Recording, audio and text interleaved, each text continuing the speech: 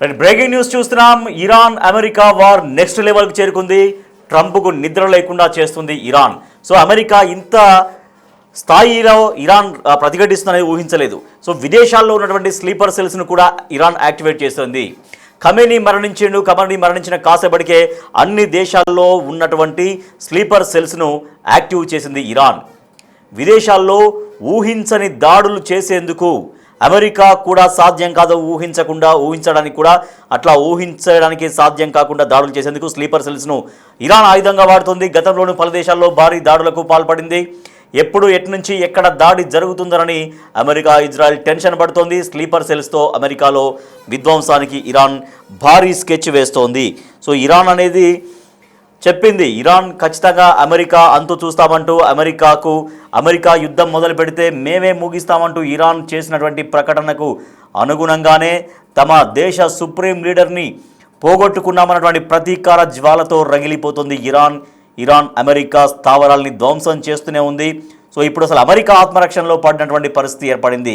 America Israel రెండు కలిసి ఉన్నప్పటికీ, కలిసి దాడులు చేస్తున్నప్పటికీ కూడా ఇరాన్ ఇంత సమర్థవంతంగా తిప్పి కొడుతుంది అంటూ అమెరికా కూడా ఊహించలేదు. కానీ ఆ స్థాయిలో ఇరాన్ నుంచి రిప్లైస్ వస్తున్నాయి.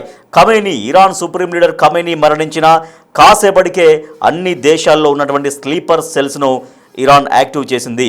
మా సుప్రీం లీడర్ చనిపోయాడు అన్నటువంటి బాధ పక్క ఇరాన్కి ఉండగానే ఖచ్చితంగా ప్రతీకారం తీర్చుకుంటాం, అంతకంతా సమాధానం చెబుతాం అమెరికాకు, ఇజ్రాయెల్కు అంటూ ఇరాన్ స్పష్టం చేసింది. ఇరాన్ చెప్పిన ప్రకారంగానే అమెరికాకు నిద్ర లేకుండా చేస్తోంది. ఇప్పటికే అమెరికా ఆయుధ సంపత్తి మొత్తం ఖాళీ అవుతున్నటువంటి పరిస్థితి, ఖాళీ అయిపోతుంది. కానీ అసలు అమెరికా తన యుద్ధాన్ని విరమించుకునేటువంటి ఆలోచనలో కూడా ట్రంప్ దాదాపుగా వచ్చినట్టుగా, ట్రంప్ వెనుకడుగు వేస్తున్నట్టుగా మనకు తెలుస్తోంది. ఈ మేరకు అక్కడ వాల్ స్ట్రీట్ జర్నల్ అయితే ఒక కథనాన్ని కూడా అక్కడ ప్రచురించింది. ఇరాన్ ఇజ్రాయెల్ అమెరికా యుద్ధంలో కీలక పరిణామం చోటు చేసుకుంది. ఇరాన్తో యుద్ధం పైన ట్రంప్ వెనుకడుగు వేస్తున్నారు. యుద్ధంపై అమెరికన్లలో తీవ్రంగా అసంతృప్తి వ్యక్తమవుతుంది. ఇప్పటికే దాదాపుగా 70% అమెరికా ప్రజానీకం ఇరాన్తో యుద్ధం వద్దు అంటూ ఆ యుద్ధాన్ని వ్యతిరేకిస్తున్నటువంటి పరిస్థితి. ఓ పక్క ప్రజల వ్యతిరేకత పెరిగిపోతుంది యుద్ధం పట్ల. ప్రజాభిప్రాయం కనుక ఇట్లేగా మరింతగా పెరిగితే కనుక ప్రభుత్వానికి, ట్రంప్కు ముఖ్యంగా తీవ్ర వ్యతిరేకత వస్తున్నటువంటి ఆలోచనలో కూడా ట్రంప్ ఉన్నట్టుగా తెలుస్తుంది.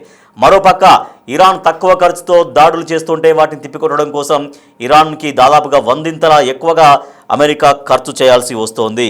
సో అయినప్పటికీ కూడా ఇరాన్ పైన అమెరికా పైన ఇరాన్ దాడులు కొనసాగిస్తున్నప్పటికీ కూడా, ఇజ్రాయెల్ అమెరికా రెండు కలిసి దాడులు కొనసాగిస్తున్నప్పటికీ కూడా ఏమాత్రం ఇరాన్ వెరవట్లేదు, భయపడట్లేదు, వెనకడుగు వేయట్లేదు, జంకట్లేదు. నెక్స్ట్ లెవెల్కు ఇరాన్ అమెరికా వార్ చేరింది. ట్రంప్కు నిద్ర లేకుండా చేస్తుంది ఇరాన్. విదేశాల్లో ఉన్నటువంటి స్లీపర్ సెల్స్ను యాక్టివ్ చేసింది ఇరాన్. ఖమేనీ మరణించిన కాసేపటికే ఆ షాక్ నుంచి, ఆ దిగ్భ్రాంతి నుంచి ఇరాన్ కోలుకొని వెంటనే ఖమేనీ మరణించిన కాసేపటికే అన్ని దేశాల్లో ఉన్న స్లీపర్ సెల్స్ను యాక్టివ్ చేసింది ఇరాన్.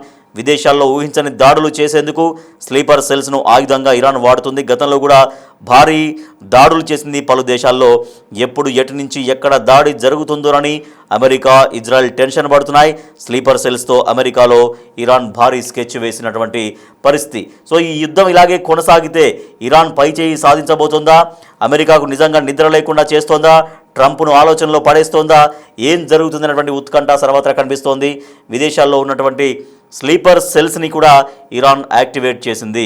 సో దీంతో ఈ యుద్ధంలో మరొక టర్న్ తీసుకున్నట్టుగా చెప్పొచ్చు, నెక్స్ట్ లెవెల్కు చేరిందని చెప్పొచ్చు. ఇరాన్ చెబుతున్నట్టుగానే అంతకంతకు ప్రతీకారం తీర్చుకుంటాం, వెనుకడుగు వేసేది లేదు అంటూ ఇరాన్ చెబుతున్నటువంటి మాటలకు అనుగుణంగానే ఇరాన్ చర్యలు కూడా ఉన్నాయి.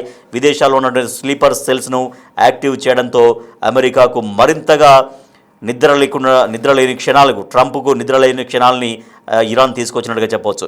మా అసిస్టెంట్ ఎడిటర్ రామ్దాస్ మరింత సమాచారం సార్. రామ్దాస్, ఇరాన్ ఇంకా మరింతగా దూకుడుగా కొనసాగిస్తోంది, విదేశాల్లో ఉన్నటువంటి స్లీపర్ సెల్స్ను యాక్టివ్ చేస్తోంది. సో ఈ స్లీపర్ సెల్స్ వల్ల ఏం చేయబోతుంది ఇరాన్? అంటే ఈ స్లీపర్ సెల్స్ ఏంటి? స్లీపర్ సెల్స్ వల్ల ఇంకా మరింత యుద్ధ వ్యూహాలకు మరింతగా పదును పెట్టే అవకాశం ఇరాన్ ఎట్లా ఉంటుంది అని చెబుతున్నారు నిపుణులు.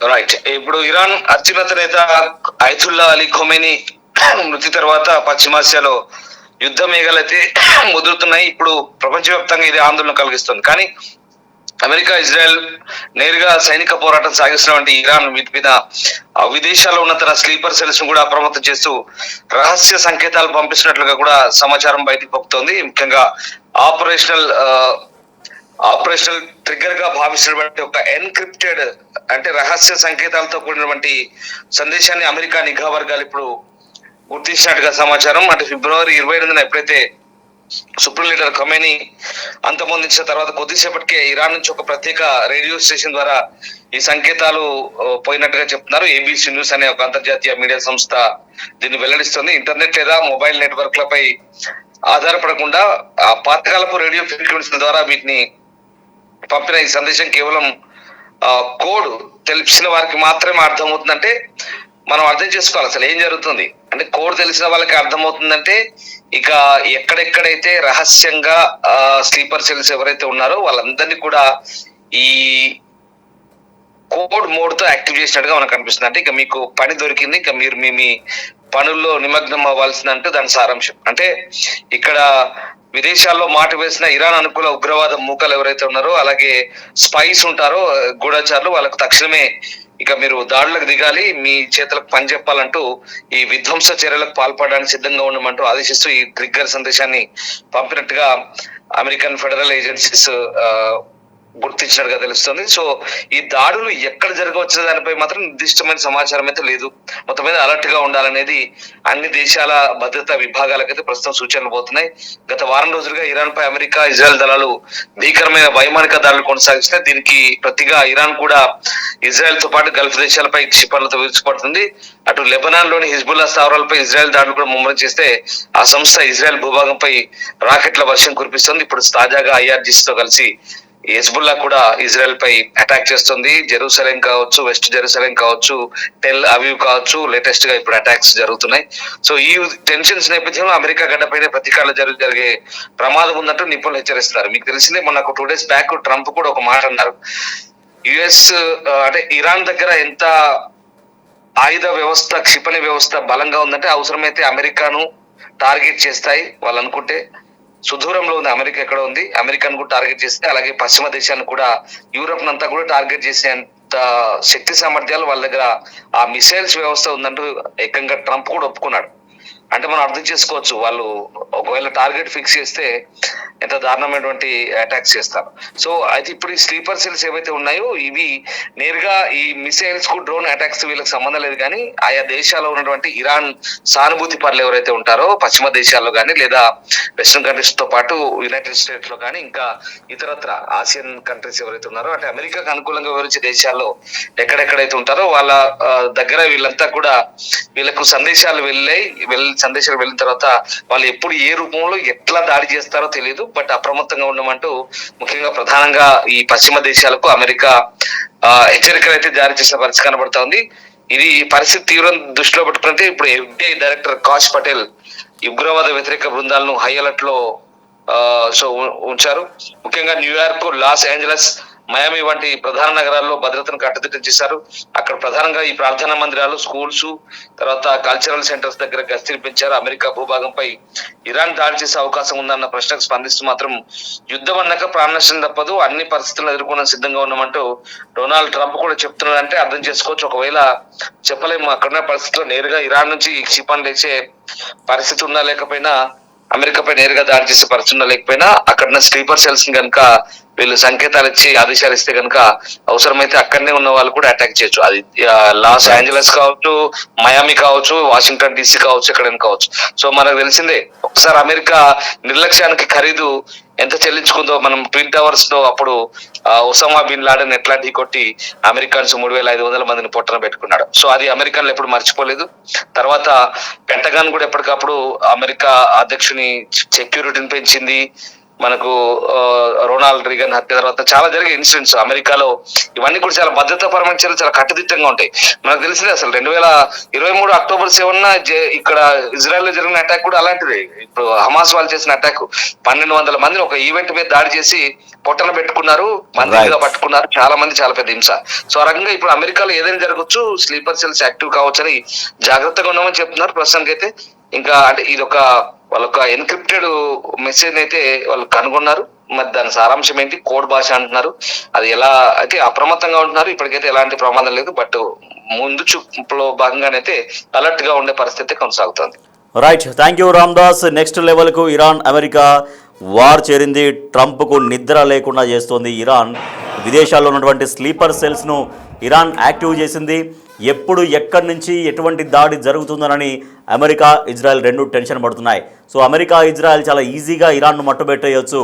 ఇరాన్ సుప్రీం లీడర్ ఖమేనీని అంతమొందించిన తర్వాత ఇరాన్ దాసోహం అంటుందేమో, కాళ్ల బేరానికి వస్తుందేమో అని భావించింది అమెరికా అండ్ ఇజ్రాయెల్. కానీ ఇరాన్ ఎక్కడా వెరవట్లేదు, ఎక్కడా భయపడట్లేదు, ఎక్కడా వెనుకంజ వేయకుండా అమెరికా ఇజ్రాయెల్ దాడుల్ని ఇరాన్ చాలా సమర్థవంతంగా తిప్పికొడుతూ ఉంది.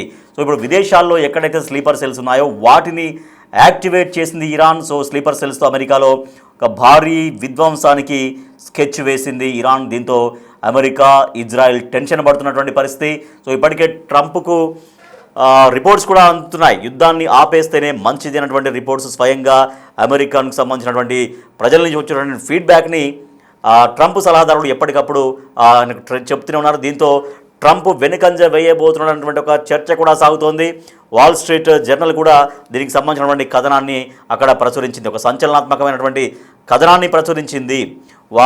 వార్ను ఆపేయబోతున్నాడు అమెరికా అధ్యక్షుడు ట్రంప్, వార్ పైన వెనక్కడుగు వేయబోతున్నాడు అంటూ ప్రచారం అయితే జోరుగా సాగుతున్న సమయంలో పరిస్థితులు చూస్తుంటే కూడా అలాగే కనిపిస్తున్నాయి. ఇరాన్ ఏమాత్రం వెనుకంజ వేయట్లేదు. ఇరాన్ చాలా తక్కువ ఖర్చుతో దాడి చేస్తుంటే ఆ దాడుల్ని నివారించడం కోసం ఇరాన్ ఒక 10 రూపాయలు ఖర్చు పెడితే, అంటే మన జనరల్ లాంగ్వేజ్లో చెప్పాలంటే, మన భాషలో చెప్పాలంటే, ఇరాన్ ఒక 10 రూపాయలు ఖర్చు పెడుతుంటే దానికి 200 రూపాయలు అమెరికా దానికి ఖర్చు పెట్టాల్సి వస్తుంది. ఇంత భారీ వ్యత్యాసం ఉంది. ఒక పక్క ఆయుధ సంపత్తి, అమెరికాలోని ఆయుధ సంపత్తి కేవలం 2-3 వారాలకు మాత్రమే సరిపడా ఉంది. తర్వాత వారు ఇలాగే కొనసాగితే, ఒక 3 వారాల పైన కొనసాగితే అక్కడ ఆయుధ సంపత్తి కూడా లేదు అంటూ అదొక టెన్షన్ ఉండగా, మరోపక్క ఆర్థికంగా కూడా బాగా నష్టపోతుంది అమెరికా. దానికి తోడు ఇరాన్ ఇప్పుడు స్లీపర్ సెల్స్ను కూడా యాక్టివేట్ చేసింది. విదేశాల్లో ఉన్నటువంటి స్లీపర్ సెల్స్ను ఇరాన్ యాక్టివేట్ చేయడంతో ఎప్పుడు ఏం జరుగుతుంది, ఎక్కడి నుంచి ఎటువంటి అటాక్ జరుగుతుందో తెలియక అమెరికా ఇజ్రాయెల్ టెన్షన్ పడుతున్నాయి. సో ఈ స్లీపర్ సెల్స్తో అమెరికాలో భారీ విధ్వంసానికి ఇరాన్ ఒక పెద్ద స్కెచ్ వేసినట్టుగా తెలుస్తోంది.